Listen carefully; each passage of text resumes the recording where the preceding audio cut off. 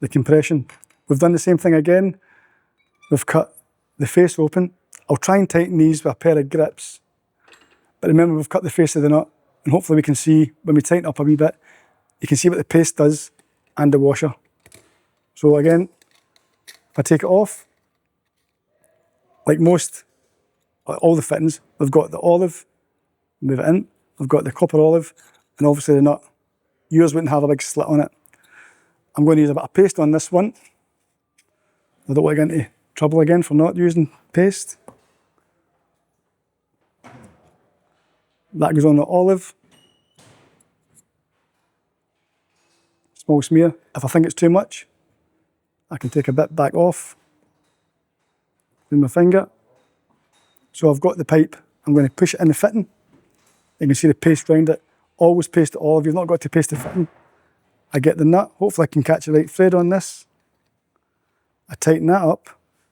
So if I was just going to use an adjustable spanner, what would happen is I'd probably separate the nut. So what I'm going to try and do is I'm going to try and tighten it up, and hopefully we can see it tightening. So if I go round, I can feel it tightening. I'm trying to hold the fitting together. That's probably as tight as I want to go with that one. And you probably can't really see much of a difference. But I can see there, that makes sense. That's the one with the paste on it, and the one that I've tightened. So that olive, when I tighten that nut up, the nut runs up the thread. In turn, it squashes the olive, and the olive bites onto the pipe, and that's what causes the seal. So you may see some people putting PTFE tape or something on the thread. There's no point of doing that. That doesn't seal it.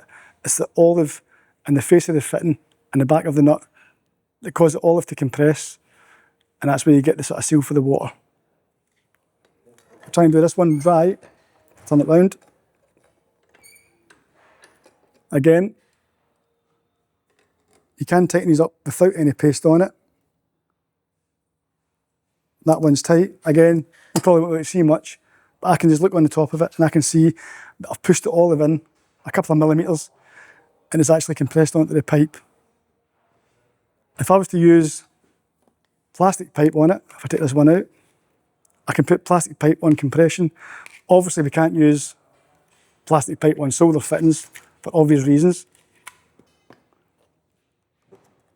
But I can also do the exact same thing with the plastic pipe. I would take it out. I'll show you that one.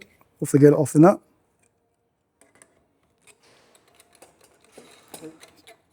Obviously I've not compressed that olive much, so I can take the olive off. Again, I can either put the olive on that way. If it's a small bit of pipe, I can try and get it on the back end to make it easier. Sometimes the olives are a bit difficult to get on if I've got an insert in. So sometimes you put the olive on first, then put the insert in, and then put the nut on. So I've got the nut. So you can see here, I'm going to push that in. Again, we've got the olive pushed up to the edge of the face of the fitting. Like that. I can get the nut, and then I can wind the nut up. Normally when you're tightening onto plastic pipe, you'll get a couple of more turns on it because it is a softer material than copper. And again, I can tighten it. Again, it bites into the pipe. The insert gives it a bit more support, and that's used. So you can put plastic pipe onto a brass fitting. You can also put copper pipe onto a plastic fitting, as long as it's compression.